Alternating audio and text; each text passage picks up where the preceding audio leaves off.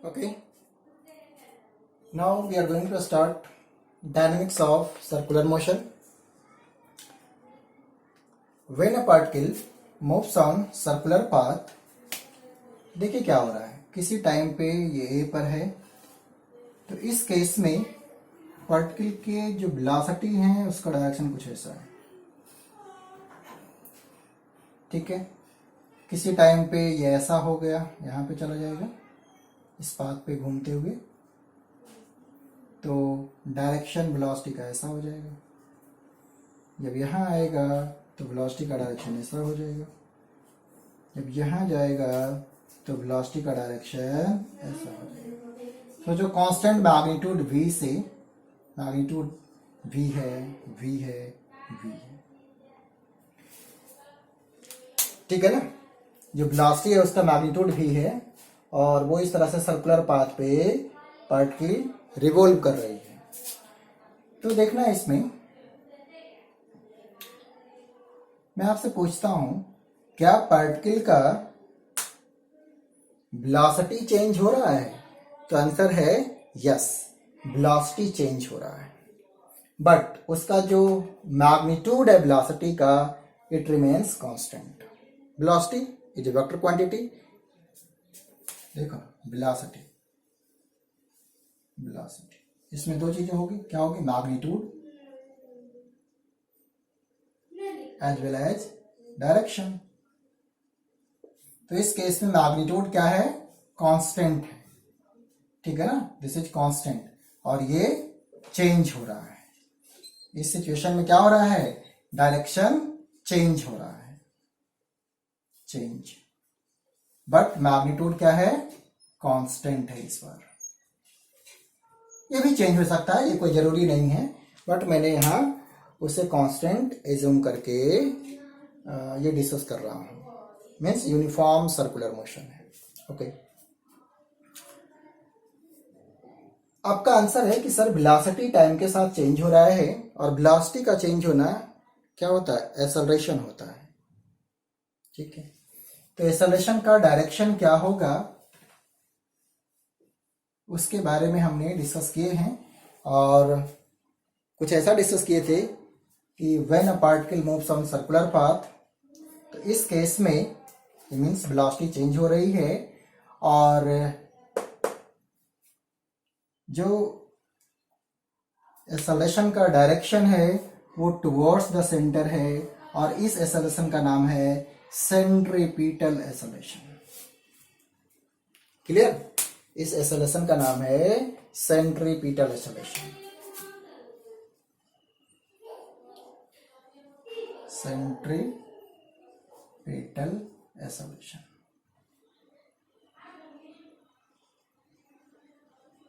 ठीक है ना। डायरेक्शन क्या होगा? Direction towards the centre of circular path.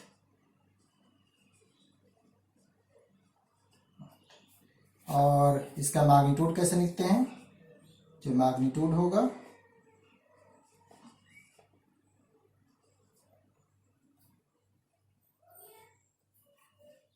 Magnitude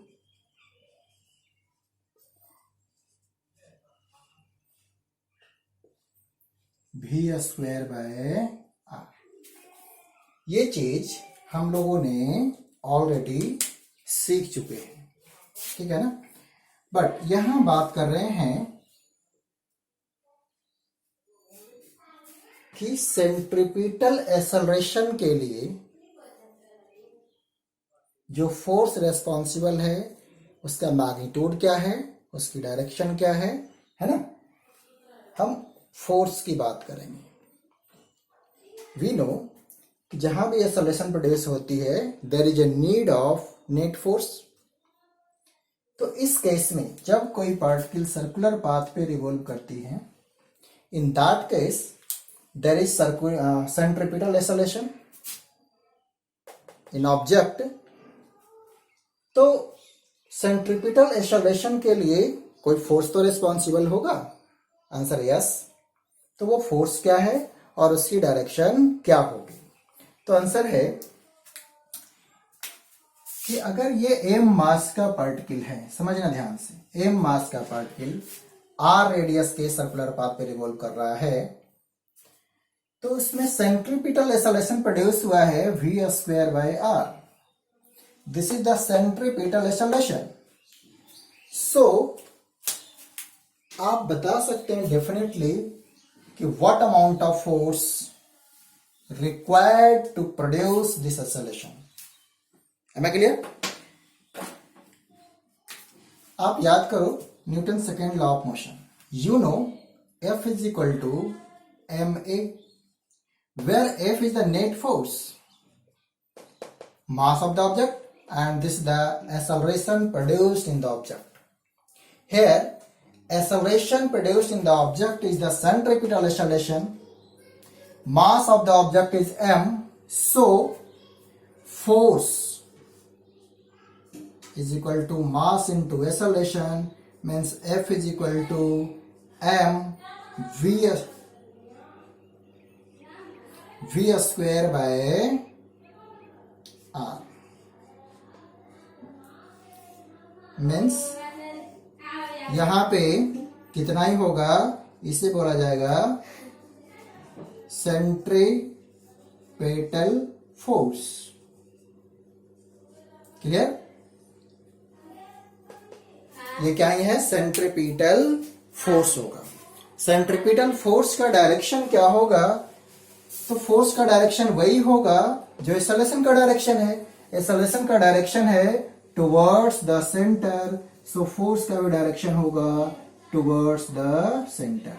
means जब यहां पार्टिकल होगा तो सेंट्रीपिटल फोर्स ऐसा होगा टुवर्ड्स द सेंटर, जब यहां पार्टिकल होगा तब उस पे centripetal force always towards the centre of circular path. When particle at here, centripetal force like this. Means कोई पार्टिकल सर्कुलर मोशन परफॉर्म करे तो उसके लिए जो इंपॉर्टेंट थिंग्स है कि उस पे एक सेंटर की तरफ फोर्स होगी। It is compulsory. अगर सेंटर की तरफ फोर्स नहीं होगा तो सेंट्रीपिटल,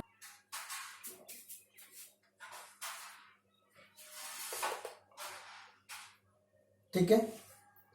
तो हम लोग बात कर रहे थे कि जब भी कोई पार्टिकल सर्कुलर पाथ पे रिवॉल्व करेंगे then there is a need of centripetal force, और सेंट्रीपिटल फोर्स का डायरेक्शन होगा टुवर्ड्स द सेंटर। ये बहुत ही आसान है क्योंकि हमने ऑलरेडी समझ चुके हैं कि व्हाट इज सेंट्रीपिटल एक्सेलरेशन। तो जो एक्सेलरेशन का डायरेक्शन होगा वही फोर्स का डायरेक्शन होगा। मैग्नीट्यूड कितना होगा, तो mv²/r, means when a particle moves on circular path of radius r and magnitude v, then centripetal force mv²/r। अगर किसी पार्टिकल पे mv²/r मैग्नीट्यूड का सेंट्रीपिटल फोर्स है तो वो r रेडियस के सर्कुलर पाथ पे v स्पीड से रिवॉल्व कर सकती है, ठीक है। और इतना फोर्स नहीं प्रोवाइड किया जाएगा तो वो रिवॉल्व नहीं कर पाएगा। कुछ एग्जांपल देखिए। जहां भी सर्कुलर मोशन परफॉर्म होता है तो सेंट्रीपिटल फोर्स होता ही होता है, ठीक है। विदाउट सेंट्रीपिटल फोर्स ये पॉसिबल नहीं होगा। मैग्नीट्यूड क्या होगा तो आपको समझ आ गया। डायरेक्शन क्या होगा, always towards the centre of circular path. Okay, इसे रफ करता हूं और कुछ एग्जाम्पल आपको मैं देता हूं।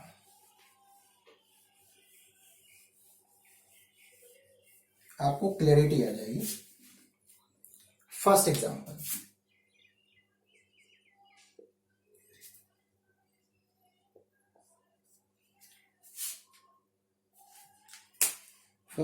है कि दिस इज सन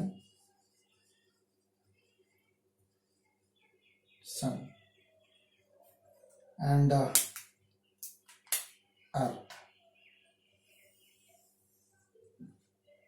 क्लियर?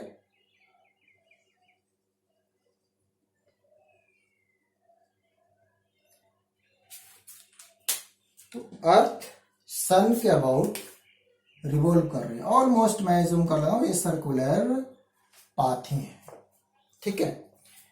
तो इस केस में there is a need of centripetal force, और यहां जो सेंट्रीपिटल फोर्स होता है वो प्रोवाइड किया जाता है किससे?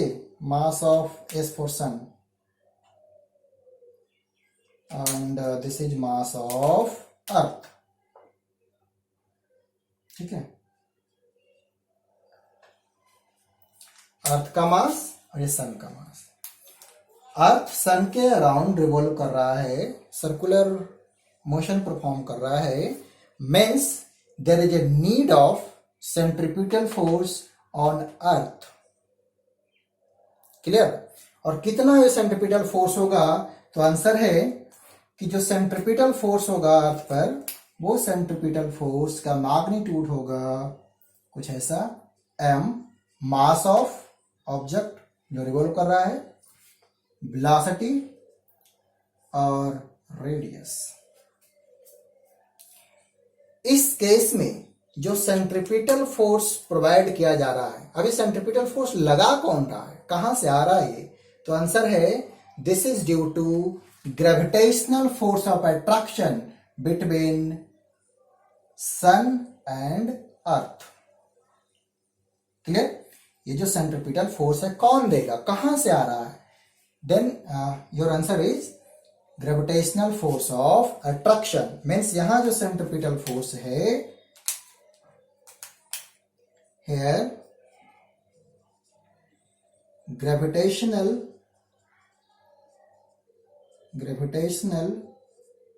force of attraction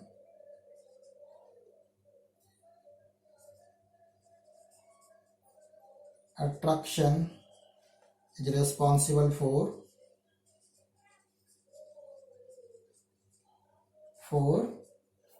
centripetal force। Clear? इस केस में gravitational force of attraction responsible है। वो कितना होगा? फार्मूला होता है G(m(m)(m)2/r²। तो इस केस में सेंट्रीपिटल फोर्स के बराबर क्या ही होगा, यानी कि यहां मैं लिख सकता हूं कि जो Fc होगा, ये आगे काम भी आएगा, वो किसके बराबर होगा? तो आंसर है G(m)(m)2/r²।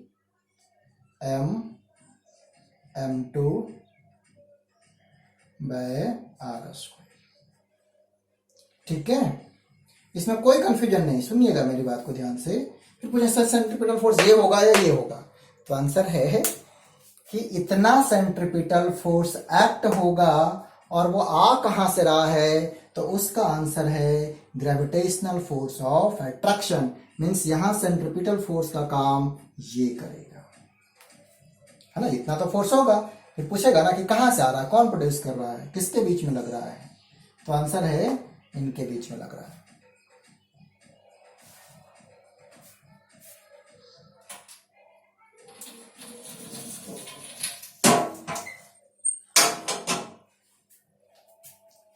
ठीक है, ओके। अब और एक एग्जांपल देखते हैं। जैसे स्ट्रिंग से एक कोई ऑब्जेक्ट को टाइट कर दो, बिल्कुल ऐसे ही समझ लो आप। मैं इसे रफ कर दूं, यहां रफ कर दूं।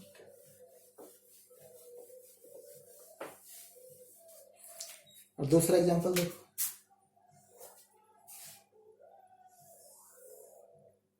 हुआ क्या, मैं ऐसे नहीं बना करके आपको थोड़ा ऐसे, हुआ क्या, एक स्ट्रिंग है और इससे मैंने एक ऑब्जेक्ट को बांध दिया, और इसे इस तरह से हाथ को ऐसे ऐसे कर रहे हैं, ठीक है। तो मैं ऐसा बनाता हूं, तो ये बिल्ड करेगा लाइक दिस, ठीक है, ऐसे बिल्ड करेगा सर्कुलर पाथ में। हमने इस तरह से उसको हाथ से नचा रहे हैं, ठीक है।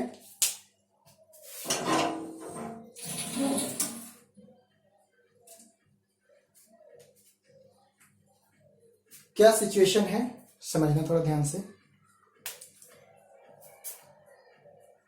यहां भी एम मास का ऑब्जेक्ट, आर रेडियस का सर्कुलर पाथ, और इस तरह से ये पार्टिकल या ऑब्जेक्ट रिवॉल्व कर रहा है। क्या हो रहा है, इस स्ट्रिंग में टेंशन प्रोड्यूस हो रही है, स्ट्रिंग बिल्कुल टाइट हो जाता है। तो यहां टेंशन फोर्स सेंट्रिपिटल फोर्स का काम करेगा, है ना। यहां जो टेंशन फोर्स होगा वो इक्वल होगा सेंट्रिपिटल फोर्स की। सेंट्रिपिटल फोर्स कितना होगा, अगर ये भी वेलोसिटी है तो आंसर होगा centripetal force is equal to mv² by r. अब कोई आपसे पूछे कि यहां पर सेंट्रिपिटल फोर्स कौन लगा रहा है, तो आपका आंसर है स्ट्रिंग लगा रहा है। देखो इसका डायरेक्शन होगा टुवर्ड्स द सेंटर। ओके, कितना है, तो सेंट्रिपिटल फोर्स है mv² बाय आर। तो कोई पूछे कि टेंशन कितना होगा, तो आंसर है कि टेंशन तो वही है सेंट्रिपिटल फोर्स के बराबर, मीन्स mv² बाय आर। कुछ समझ आ रहा है, मीन्स सर्कुलर पाथ पे रिवॉल्व करने के लिए एम मास के ऑब्जेक्ट और v वेलोसिटी है, तो सेंट्रिपिटल फोर्स होगा mv² बाय आर, जहां r is the radius of circular path, r is the radius of circular path. फिर आंसर है कि ये जो सेंट्रिपिटल फोर्स जिसका नाम दिए हैं वो यहाँ टेंशन फोर्स है। यहाँ टेंशन फोर्स सेंट्रिपिटल फोर्स का रोल प्ले कर रहा है, ठीक है। ये कोई अलग टाइप का फोर्स नहीं है, डिफरेंट डिफरेंट सिचुएशन में इसका रोल अलग अलग फोर्स प्ले करता है। जैसे यहाँ सेंट्रिपिटल फोर्स का रोल कौन प्ले कर रहा है, टेंशन फोर्स। यहां सेंट्रिपिटल फोर्स का रोल कौन प्ले कर रहा है, ग्रेविटेशनल फोर्स। क्लियर। तो कितना मैग्नीट्यूड होगा उस किसी गिवन केस में सेंट्रिपिटल फोर्स का, तो फार्मूला यही है mv² बाय आर, ठीक है। कैसे मिल रहा है वो डिफरेंट डिफरेंट सिचुएशन में थोड़ी अलग अलग होगी। जैसे कोई स्ट्रिंग से बांध करके हम कोई ऑब्जेक्ट को रिवॉल्व कराते हैं, तो उस केस में टेंशन फोर्स सेंट्रिपिटल फोर्स के बराबर होता है, फॉर्मूला ऐसे लिखा जाएगा। सन और अर्थ के बारे में सोचिए, तो अर्थ सन के अराउंड रिवॉल्व कर रहा है, तो यहां पे सेंट्रिपिटल फोर्स वही होगा mv² बाय आर, और ये कौन प्रोड्यूस कर रहा है, तो gravitational force of attraction. Clear. तो आई होप आप थोड़ा थोड़ा समझे होंगे। T is the tension force, T क्या है, tension of a string, tension of a string, ठीक है। तो अब और आगे देखिए, ये दूसरा एग्जांपल आपका हो गया। तो आई होप आपको थोड़ा समझ आया होगा कि ये सेंट्रिपिटल फोर्स का क्या मीनिंग है, ठीक है ना।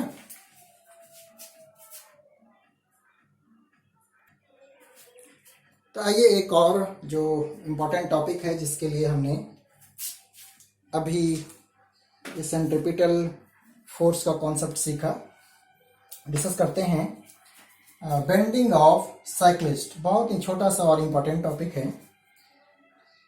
आप ये सिचुएशन बिल्कुल ऑब्जर्व किए होंगे डेली लाइफ में। मैक्सिमम लोग बाइक चलाते होंगे या साइकिल चलाते होंगे। आप क्या ऑब्जर्व करते हैं, ड्यूरिंग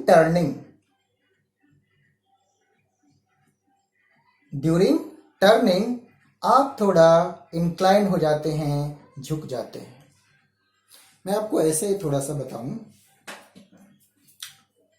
कि अगर ये टर्निंग है, ध्यान से देखना थोड़ा, ये जो है वो टर्निंग है ऐसा, और ये साइकिल है आपकी ऐसे जा रही है, अगर स्ट्रेट ऐसे जा रही है, और टर्निंग पे आप क्या देखते हैं, ये ऐसे नहीं सीधे, ये अभी देखो ऐसे जा रही है। ड्यूरिंग टर्निंग अगर लेफ्ट टर्न है तो वो ऐसे हो जाती है। ये बिल्कुल वर्टिकल नहीं रह करके वर्टिकल के साथ कुछ एंगल बना लेती है और टर्न लेती है। ठीक है, तो ऐसा टर्न क्यों होता है, इसका क्या रीजन है, थोड़ा समझना। ये वर्टिकल के साथ कुछ एंगल बना रही है। मैं इसे ऐसे लिखता हूं।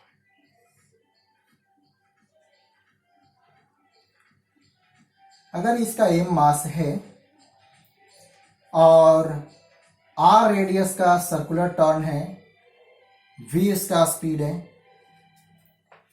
तो इस सिचुएशन में देखो एम मास और वी उसकी स्पीड है, जो सर्कुलर पाथ है उसका रेडियस आर है। अगर साइकिल वर्टिकल के साथ थोड़ा बेंड हो जाती है तो मीन्स अर्थ को वो एक्शन इस तरह से दे रही है, तो अर्थ उस पर रिएक्शन भी ऐसे देगा। This is reaction force. Okay, this reaction force makes an angle of theta with vertical. So, component of this reaction force vertically upward like r cos theta. Am I clear? ठीक है, और इसी reaction force का एक component होगा towards the centre of circular path. कैसे, देखो ना, ये इस तरह से बेंड हो गया है, तो इस सिचुएशन में इसका एक कंपोनेंट आर कॉस थीटा वो वर्टिकली अपवर्ड, दूसरा जो कंपोनेंट है वो जो सर्कुलर पाथ बना है उसके सेंटर की तरफ है। और ये होगा कितना, तो आंसर है दिस इज, ये कंपोनेंट होगा, आप ही बताओ मुझे, r, this r for reaction and this a small r for radius, r cos theta, this for radius,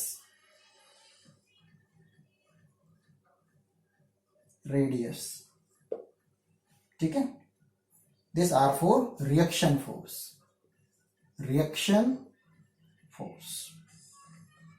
means reaction force का one component is along the radius of circular path, means there is a force towards the center of circular path। ठीक है, तो अब मुझे थोड़ा ये जानकारी चाहिए कि v मैग्नीट्यूड, m मास, r रेडियस का सर्कुलर पाथ,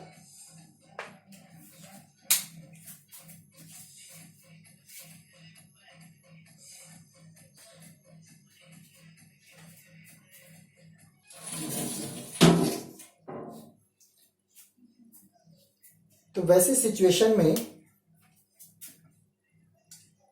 सेंट्रिपिटल फोर्स कितना होगा, तो आंसर है सर ये तो एम भी स्क्वायर अपॉन आर के बराबर ही होगा, this is the centripetal force. और यहां पे सेंट्रिपिटल फोर्स कितना होगा, तो आंसर है कि यहां पे जो सेंट्रिपिटल फोर्स होगा वो आर कॉस थीटा के बराबर होगा। ये तो है, सेंट्रिपिटल फोर्स कौन ही प्रोवाइड कर रहा है, ये रिएक्शन का एक कंपोनेंट रेस्पॉन्सिबल है। इस बार जब स्ट्रिंग में कोई ऑब्जेक्ट को बांध देते हैं, इस तरह से उसको बिल्ड करते हैं, तो स्ट्रिंग का टेंशन रेस्पॉन्सिबल होता है सेंट्रिपिटल फोर्स के लिए। इस बार ये रिएक्शन का कंपोनेंट रेस्पॉन्सिबल है सेंट्रिपिटल फोर्स के लिए। ठीक है, तो देखिए, अब मैं एम मास का ऑब्जेक्ट है, वर्टिकल कंपोनेंट है r cos theta, vertically downward भी तो एक फोर्स लग रही है एम जी, और ये होगा एम जी। तो आप और भी क्या बोल सकते हैं कि फॉर वर्टिकल इक्विलिब्रियम, ये फोर्स किधर मैं लिख देता हूं, टुवर्ड्स सेंटर, और यहाँ लिखता हूं 4 वर्टिकल इक्विलिब्रियम। वर्टिकल डायरेक्शन में तो ना ऊपर जा रहा है ना नीचे जा रहा है। क्या लिखेंगे कि r cos theta is equal to mg। अरे अरे अरे अरे, I am so sorry please, this is r sin theta ना, cos थीटा ऊपर है, sin थीटा होगा ना, sin theta please. Okay, r cos theta is equal to mg, और जो towards the centre of circular path है वो है r sin थीटा। तो इसको आप ऐसे भी लिख सकते हैं कि mg is equal to r cos theta, एक ही बात है। ये हो गया सेकेंड इक्वेशन। पहला इक्वेशन को आप थोड़ा मॉडिफाई कर दो, एफ सी किसके बराबर है, r sin थीटा के बराबर है, देखो ना यहाँ पे। तो आप एफ सी को ऐसे भी लिख सकते हैं r sin थीटा। ये हो गया पहला इक्वेशन। ठीक है, अब क्या करते हैं कि फर्स्ट डिवाइडेड बाय सेकेंड, क्या रिजल्ट मिलता है, r sin theta upon r cos theta is equal to mv square upon r mg। Cancel, क्या बचा यहां से, tan theta is equal to v square by R जी।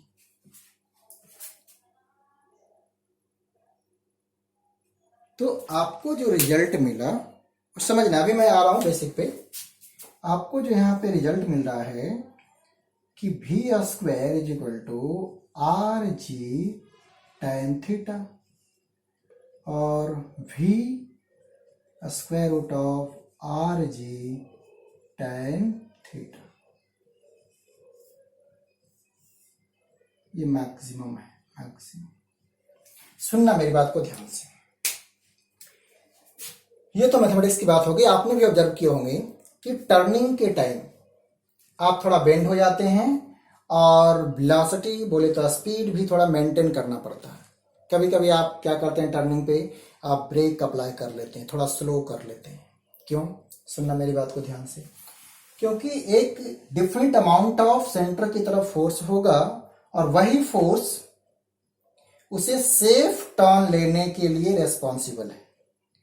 अगर ये फोर्स कम हो जाएगा जितना रिक्वायरमेंट है उससे, तो आप सेफली टर्न नहीं ले पाएंगे, आप स्किड कर जाएंगे, एक्सीडेंट हो जाएगा। तो एक गिवन रेडियस के सर्कुलर पाथ पे एक डिफिनिट, एक मैक्सिमम वेलोसिटी या बोले स्पीड डिटरमाइन किया गया है। उससे ज्यादा स्पीड लेंगे तो आप सेफली टर्न नहीं ले सकते, एक्सीडेंट हो सकता है। जैसे इस केस में हमने क्या फाइंड किया कि अगर m मास है, v स्पीड है, r रेडियस है, तो centripetal force mv square by r होगा। कुछ रिएक्शन जो मिल रहा है ड्यू टू बेंडिंग, वो रिएक्शन आपको vertical r cos theta, horizontal r sin theta. तो इस सिचुएशन में हमने क्या अरेंज किया कि यहां पर जो r sin थीटा होगा वो सेंट्रीपिटल फोर्स के बराबर होगा, mv स्क्वायर बाय r के बराबर, और इस पे जो वर्टिकल कंपोनेंट है r रिएक्शन फोर्स का, वो r cos थीटा, और जो वर्टिकली डाउनवर्ड इस पे फोर्स लग रहा है वो mg लग रहा है, और तो कोई फोर्स ही नहीं है, तो mg r cos थीटा के बराबर होगा। हमने कुछ इसको अरेंज करके वेलोसिटी क्या मैक्सिमम हो सकती है ये फाइंड करने की कोशिश की कि किस मैक्सिमम स्पीड से आप सेफ टर्न ले सकते हैं। तो हमारा रिजल्ट आया कि वो है square root of R G tan theta. This is the maximum speed allow to safe turn. अगर आप इससे ज्यादा स्पीड रखते हैं then it is very clear कि इस सिचुएशन में आप एक्सीडेंट कर सकते हैं, आप सेफ टर्न नहीं ले सकते। रीजन यही हो जाएगा कि आपको उतना रिएक्शन फोर्स मिला नहीं, तो आपको टर्न कौन कराएगा? टर्न तो सेंट्रीपिटल फोर्स कराती है, सेंट्रीपिटल फोर्स कम हो जाए तो आप टर्न नहीं हो सकते हैं। बिल्कुल वैसे जैसा स्ट्रिंग है, आप ज्यादा स्पीड में उसे घुमाएंगे, इनकी वेलोसिटी बढ़ा रहे हैं तो सेंट्रीपिटल फोर्स भी बढ़ेगा। देखो सेंट्रीपिटल फोर्स का फॉर्मूला, आप भी बढ़ाओगे तो सेंट्रीपिटल फोर्स बढ़ेगा। स्ट्रिंग की टेंशन फोर्स की कैपेसिटी अगर उतनी नहीं है जितना आपने स्पीड कर दिया, तो वो सर्कुलर पाथ पे रिवॉल्व नहीं होगा, स्ट्रिंग ब्रेक कर जाएगा। समझ रहे हैं? स्प्रिंग क्यों ब्रेक कर रही है? क्योंकि सेंट्रीपिटल फोर्स आपने भी बढ़ा दिया तो सेंट्रीपिटल फोर्स बढ़ गया, बट स्ट्रिंग उसको बेयर नहीं कर सकती, तो स्ट्रिंग टूट जाएगा। ठीक है, तो बिल्कुल वही सिचुएशन यहां भी है कि जो आपको सेंट्रीपिटल फोर्स मिल रहा है उसके कंपेयर में अगर जो आप ज्यादा स्पीड बढ़ा दिए तो उस सिचुएशन में सेंट्रीपिटल फोर्स की नीड ज्यादा है बट लग कम रही है, तो आप टर्न नहीं ले पाएंगे, क्योंकि आपको टर्न यही फोर्स दिलाता है। ठीक है, आई होप आपको ये थोड़ा सा कॉन्सेप्ट समझ में आया होगा। मीन्स हमने ये रिजल्ट पे पहुंचे हैं कि square root of R G time theta is the maximum permissible speed for R radius of circular path. ठीक है, तो इसमें भी देखो आप थीटा बढ़ाओगे तो भी बढ़ जाएगा, यानी कि ज्यादा स्पीड आते हैं ना तो आपको ज्यादा बेंड हो जाते हैं, फिर उससे ज्यादा भी नहीं हो पाएंगे, वो टॉर्क लगता है, वो अलग कॉन्सेप्ट है कि आप फिर गिर जाएंगे। तो एक लिमिट है और वो सेफ टर्न के लिए है आर जी टाइम थीटा का स्क्वायर रूट। स्कूल में भी आपके पेपर में आ सकते हैं कि बेंडिंग ऑफ साइक्लिस्ट के लिए आप मैक्सिमम परमिसिबल स्पीड बताएं। आप बिल्कुल इस तरह से डायग्राम बनाइए और सारे कुछ शो कर दीजिए। ठीक है, चलिए कुछ डाउट हो तो आप मेरे से प्रीवियस की तरह पूछ सकते हैं। अब एक और बहुत इंपॉर्टेंट टॉपिक बचा है, इसके बाद बैंकिंग ऑफ रोड, ठीक है, टर्निंग ऑन लेवल रोड, तो ये अभी डिस्कस करते हैं नेक्स्ट वीडियो लेक्चर में। ठीक है, ओके।